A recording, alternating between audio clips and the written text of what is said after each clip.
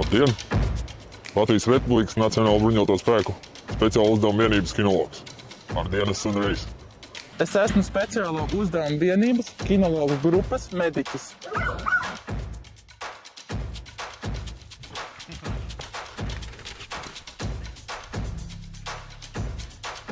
Viens no biežāk izmantotajiem ekipējumiem vēsta operācijām urbānajā vidē. Fast Drop Descenders izmanto desantēšanās operācijās. Uzbrukuma uzpūrnis. Suņu navigācijas un kontrolas sistēma. Uzbrukuma somā bļoda, camelbacks ar ūdeni, vismaz 2 litri.